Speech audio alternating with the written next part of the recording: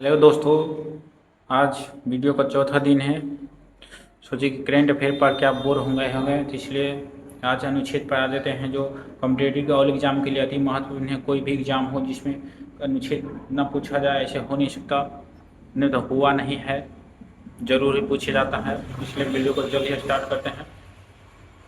थोड़ा सा जूम कर लेते हैं ताकि आपको अच्छी तरह से दिखाई दे। नया नया वीडियो बना रहे हैं इसलिए थोड़ा मिस्टेक हो रहा है।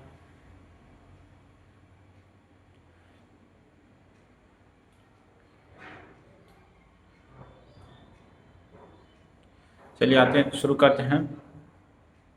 अनुच्छेद 1 में क्या दिया है? संघ का नाम और राज्य क्षेत्र का नाम। अनुच्छेद 1 में संघ और राज्य क्षेत्र का नाम।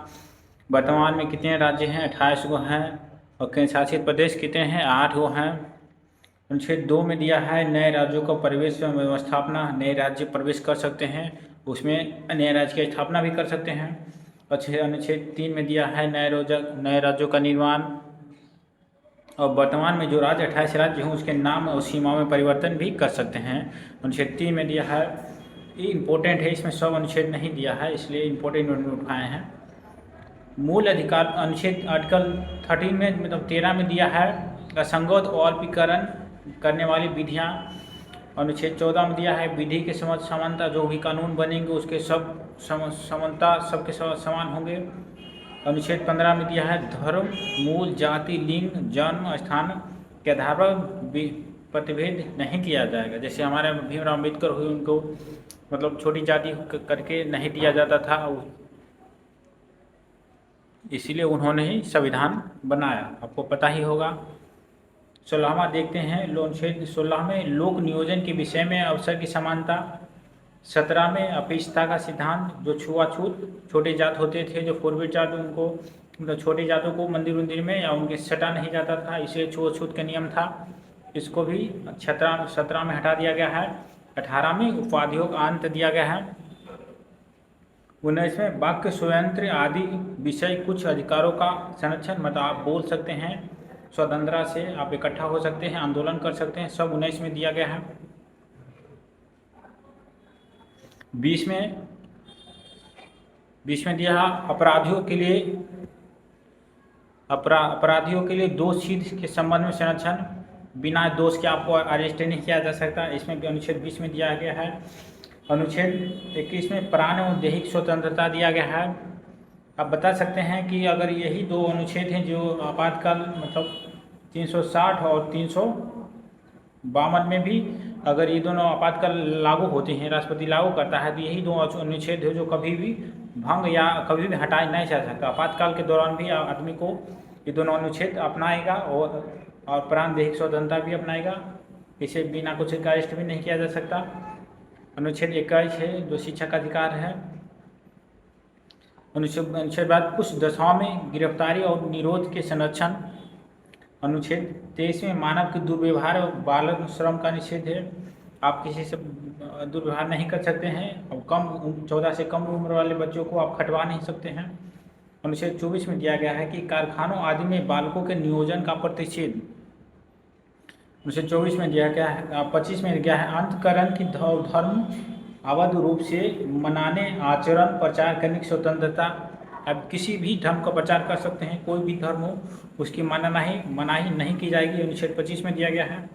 धार्मिक कार्यों का प्रबंध की स्वतंत्रता, आप कोई भी धर्म पूज सकते हैं, कोई भी पूजा कर सकते हैं, किसी भी धर्म को मान सकते हैं, आपको कोई भी मनाही नहीं होगी। अनुच्छेद 26 में। अनुच्छेद 27 में किसी भी विशेष धर्म के अभिव्यक्ति के लिए करो या समुदाय के बारे में स्वतंत्रता, आप किसी भी धर्म को श्रेष्ठ मान सकते हैं, आपको कोई भी मनाही नहीं करेगा। अनुच्छेद 28 में दिया है कि कुछ शिक्षा संस्थाओं के धार्मिक शिक्षा या धार्मिक उपासना में उपस्थिति होने के बारे में स्वतंत्रता, किसी भी धर्म किसी भी मंदिर में आप जा सकते हैं, आपको इसकी मनाही नहीं होगी। अल्पसंख्यक 29 में दिया है अल्पसंख्यक वर्गों के हितों के संरक्षण, अगर कमजोर वर्ग हैं तो उसको आप अपनी सुरक्षा कर सकते हैं, आपको कोई दिक्कत नहीं होगी। 30 में दिया शिक्षा संस्थाओं की स्थापना और प्रशासन करने का अल्पसंख्यक वर्गों का अधिकार। 32 में दिया है इस भाग द्वारा प्रदत्त अधिकारों को प्राप्ति कराने के लिए उपचार, संवैधानिक, इसमें ये अति महत्वपूर्ण है, इसे भी प्रस्तावना कहा गया है, या 32वें संवैधानिक उपचारों का अधिकार भी कहा गया है, जो अति मतलब हर एक एग्जाम में पूछे ही जाते हैं। 39 के कम दिया है, पुरुष और स्त्री सभी को समान रूप से जीवित को पर्याप्त साधन प्राप्त करने का अधिकार है। आइए 39 देखते हैं। 39 में देखते हैं, पुरुषों और स्त्रियों दोनों को सामान्य कार्य करने के लिए वेतन समान है। अगर कोई भी स्त्री पुरुष अगर दोनों कंपनी में खटते हैं तो दोनों को, अगर इसको 10 मिले तो इसको 10 रुपया ही मिलेगा, दोनों को समान वेतन मिलेगा, किसी के साथ भेदभाव नहीं किया जाएगा। आइए थोड़ा ऊपर देखते हैं।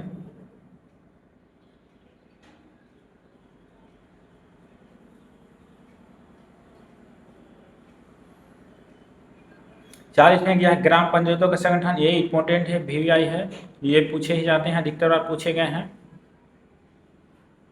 41 में कुछ दशाओं में काम, शिक्षा और लोक सहायता पाने का अधिकार दिया गया है। 42 में दिया है काम की न्याय संगत और मानववृत्ति दशाओं तथा प्रस्तुति सहायता को बंद किया गया है। और अनुच्छेद 43 के कम दिया गया उद्योग के प्रबंधक में कर्मकारों का भाग लेना। अनुच्छेद 43 में दिया गया है। 43 के ख में दिया गया सहकारी सोसाइटी का संबंधन। अनुच्छेद 44 में दिया गया नागरिकों के लिए एक समान सिविल सहायता। सिविल सहायता का मतलब आप समझते हैं IAS जो निकलते हैं सिविल सहायता फॉर्म भराते हैं, वो समान नागरिक के लिए सभी भर सकते हैं, कोई भेदभाव नहीं किया जाएगा। 45 में दिया गया 6 वर्ष से कम आयु वाले बालकों को 6 वर्ष से कम आयु वाले बालकों को प्रारंभिक बाल व्यवस्था, देख रेख और शिक्षा का बंद 45 में दिया गया है। 46 में कृषि एवं पशुपालन का संगठन दिया गया है। 48 में दिया गया है कृषि एवं पशुपालन संगठन। और पर्यावरण का संरक्षण तथा संबंध में वन तथा वन्यजीव संरक्षण भी दिया गया है। राष्ट्रीय महत्व के स्मारकों, स्थानों और वन संरक्षण का दिया गया है। 50 में दिया गया है कार्यपालिका से न्यायपालिका का पृथक्करण दिया गया है। 51 में दिया गया है अंतर्राष्ट्रीय शांति और सुरक्षा का आवृत्ति दिया गया है। 52 में मूल कर्तव्य, इसको याद रखिएगा, 52 मूल कर्तव्य दिया गया है। 51 मूल कर्तव्य। 52 में राष्ट्रपति, ये इंपॉर्टेंट है, 52 में राष्ट्रपति। 54 में राष्ट्रपति का निर्वाचन दिया गया है। 55 में राष्ट्रपति की निर्वाचन की रीतियाँ दी गई है। 56 में राष्ट्रपति की पदवी दिया गया है। 60 में राष्ट्रपति द्वारा शपथ का प्रतिज्ञा दिया गया है। राष्ट्रपति पर महाभियोग की प्रक्रिया भी 61 में दिया गया है।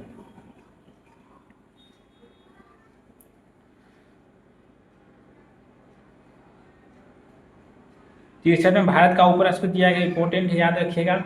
उपराष्ट्रपति का निर्वाचन भी दिया गया है। 66 में 69 में उपराष्ट्रपति द्वारा शपथ का प्रतिज्ञान दिया गया है।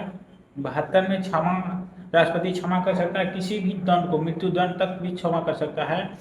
क्षमा आदि की ओर से कुछ मामलों पर दंड, देश निलंबन, परिहार, लघुकरण राष्ट्रपति की शक्ति दी गई है।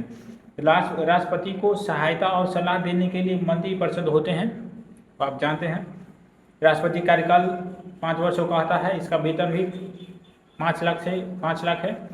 भारत का महानवादी 76 है। भारत के राष्ट्रपति फिलहाल में कौन है, आप कमेंट करके बता सकते हैं।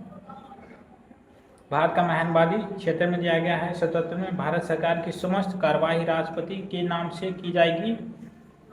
अनुच्छेद 80 राज्यसभा की संरचना। अनुच्छेद 81 लोकसभा की संरचना। अनुच्छेद 85 संसद के सत्र, सत्रवाहन और विघटन की संरचना। और 87 में राष्ट्रपति के विशेष अभिभाषण। चलिए आज तक के इतने हैं। 87 क्वेश्चन हो चुके हैं। आगे 395 अनुच्छेद होते हैं, 22 वो भाग भी हैं, कल देखेंगे। अगर वीडियो में कोई त्रुटि लगता है तो आप कमेंट करके बता सकते हैं। नए हैं, सुधार लेंगे, धीरे धीरे सीख जाएंगे हम भी। वीडियो ये प्रैक्टिस है, आप इसे देखकर प्रैक्टिस कर सकते हैं। अगर वीडियो अच्छे लगे तो लाइक, चैनल को सब्सक्राइब और शेयर जरूर करें। धन्यवाद।